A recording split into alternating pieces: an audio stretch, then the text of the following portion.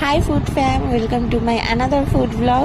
তো আজকে একটা ভালো পিৎজা খেতে যাচ্ছি। ভালো পিৎজা খাওয়া মানে কিন্তু ডমিনোস বা পিৎজা হাটে যাবো না, এরকম রাস্তার পাশে দোকানেও ভালো লাগে। এই গলিটা চিনতে পারছো? এটা কোথায়? এটা হলো অ্যাক্রোপলিস মলের একদম সিগন্যালের উল্টো দিকের গলি। এই যে এখানে যে ক্রিস্পি ক্যানভাস বলে দোকানটা, এইখানের পপকর্ন, পিৎজা, ফ্রাইস খুব ভালো খেতে। আর পাশের দোকান থেকে নিয়েছিলাম আমরা কাবাব প্ল্যাটার আর চিকেন উইংস। কাবাবটা ভালো ছিল, চিকেন উইংসের স্কিনটা ছিল বলে আমাদের খুব একটা ভালো লাগেনি, কিন্তু বেশ খারাপ খেতে না। আর এই যে 100 টাকায় এতগুলো পপকর্নগুলো কিন্তু সেরকমই মুচমুচে আর সেরকমই টেস্টি ছিল। তারপরে খেয়ে নিয়েছিলাম ওদের পিৎজা।